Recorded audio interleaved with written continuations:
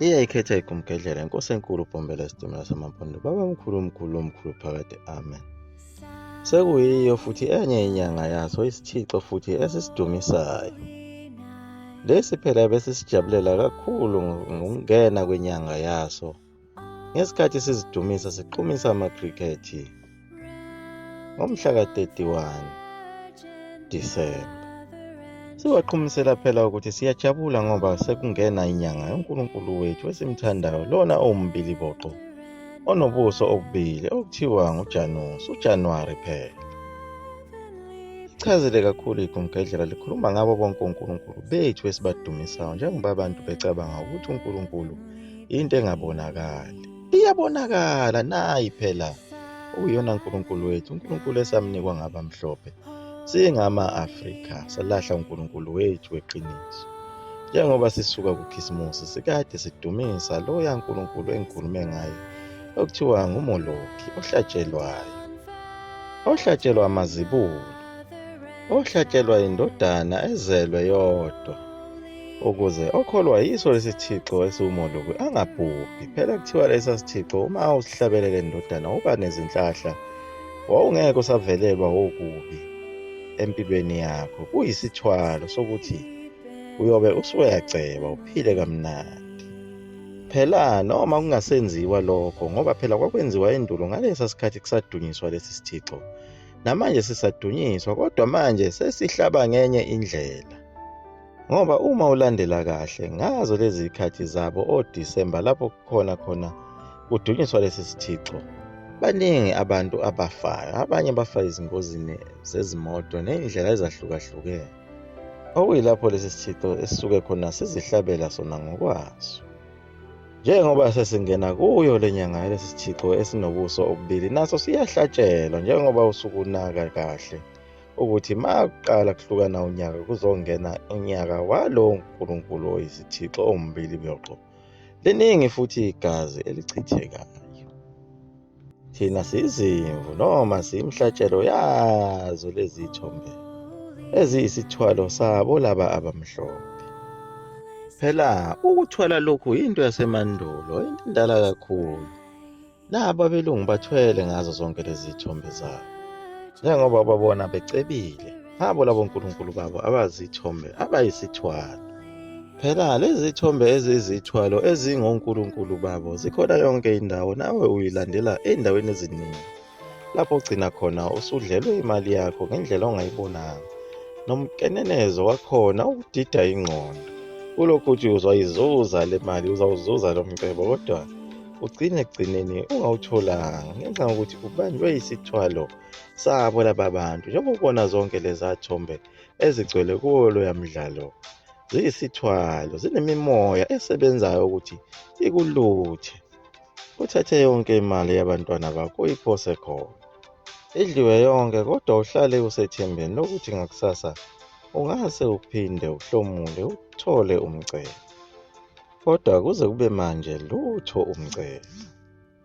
Phela lezizwe ezimnyama zisebuthongweni ngegama lenkosi. I-Afrika yonke jikelele ukhandwa ngazo imali lezi zizwe zase-Afrika kube iyokondla izizwe zasentshonalanga. Lapha abantu abasebumnyameni nasebuthongweni ngegama lenkosi basebenza kanzima unyaka wonke beqoqa imali, beqoqela phela ukuyokondla lezi zizwe lezi zasentshonalanga ezimhlophe, njengoba kubalwa izigidi ngezigidi zezimali ezichithwa yiso lesi sizwe sabantu abamnyama ngazo lezi nyanga zokugubha imikhosi yalezi zizwe ezimhlophe.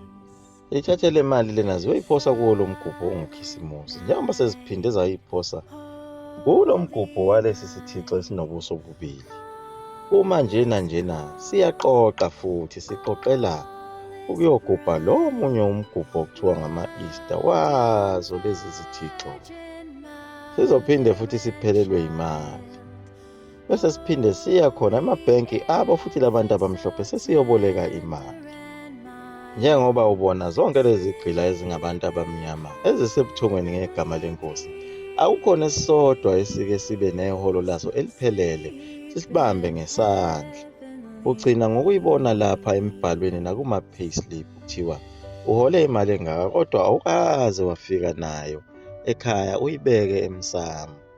Ukhombise nomndeni wakho ukuthi njengoba kade ngihamba nje inyanga yonke nakho engikuzuzile.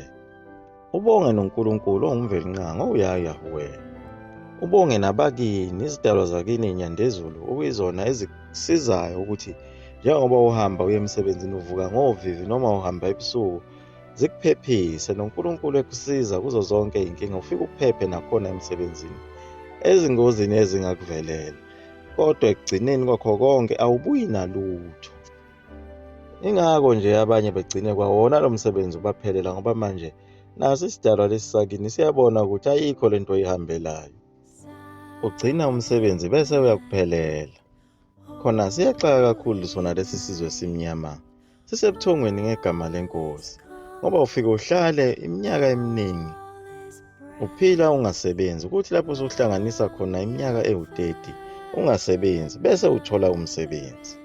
Bese uzojoyina lonke utavatava lolu ozwa ngabantu ngobekhuluma ngalo ujoyine nama-medical aid. Njengoba ukhule wazwaba neminyaka ewu-30 ubusindiswa yini ngoba busindiswa uNkulunkulu sonke lesi sikhathi ubungaguli usuzogula manje ngoba usuyasebenza. Nawo lama medical aid sengathi akubangela lona ibhadi ngoba uvela ugule kakhulu uma usunayo. Kodwa ngalesi sikhathi uhlezi ekhaya ubunganazo zonke lezi inkinga. uNkulunkulu uyena obekusingathile ukusiza kuzo zonke izinto ezingakuvelela. Ichazile igumgedlela ukuthi ukuqala kwethu konyaka awuqali ngoJanuwari uqala ngoSepthemba. Ukuqala konyaka phela kubonakala nangemvelo ukushintsha kwayo kodwa lo Januwari wabelungu akukho ukubonakalayo okuyimvelo okuchaza ukuthi unyaka usuke usuqala. Phela uqala emva kobusika ngesikhathi kuphuma ubusika lapho sekusuke sekuzoqala khona unyaka enyangeni elandelayo. Njengoba belichaza igumgedlela ukuthi emazweni akhona ko-Italy nako-Rome ubusika bakhona buphuma ngoDisemba njengoba bona besuke bebungaza ngoKhisimusi ukuthi ubusika buyaphuma sekuzoqala ihlobo.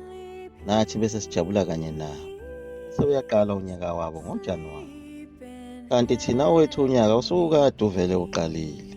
Usuka kuphuma ihlobo ngoJuni bese kuba uJulayi lapho kutholakala khona izihlahla zonke zomile.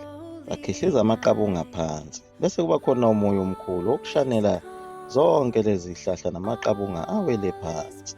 Ngoba kusuke sekuzoqala unyaka omusha. Njengoba uJulayi kwesithi thina uNtulikazi. Bese kuba u-August esithi thina uNcwaba. Lapho izwe seliqala khona libancwaba liba lihle. Sekuqala kumila utshani obuhlaza. Sekuzoqala nezimvula sekuzolima.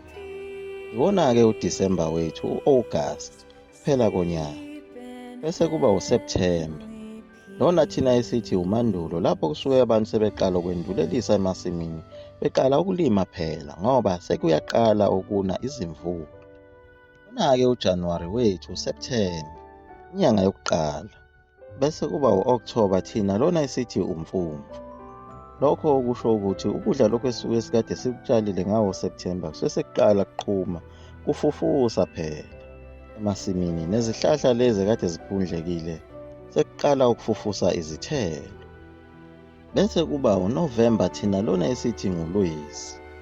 Kuyilapho suke sekugcwele khona amaxhaphozi ngenxa yemvula esuke zikade zina kakhulu ngawo mandulo. Sekukhala amaxoxo emaxhaphozini nazo zonke izinambuzane zisuke ziphumile zizohlabelela zizobonga umdali ngemvula. Bese kuba uDisemba oyinyanga yesine esithi thina uZibandlela. Lokho kusho ukuthi abantu basuke sebeziziba izindlela ngenxa zikhotha notshani obukhulu obuhlumiswe yizo lezi mvula lezi ebezivele zihlasele ngoSepthemba. Sahambeke ezindleleni ngoba zivalwe izikhotha. Bese kuba uJanuwari oyinyanga yesihlanu uMasingana. Lokho kusho ukuthi kusuke sekunotalako nabantu uma bebukana beqala besinga ngoba basuke bengabonani kahle ngenxa yokubalela kwelanga. Bonke bayasingana ukuthi ubani lona usemasimini oyokhothoza ngoba phela ukudla kusuke sekuqala ukuvuna ukudla okuncane emasimini. Sekuyakhothozeka. Liyaguqa lapho igumgedlela mzukulu amafutha umkhovu uDuyinto Mnesuka phakade. Amen.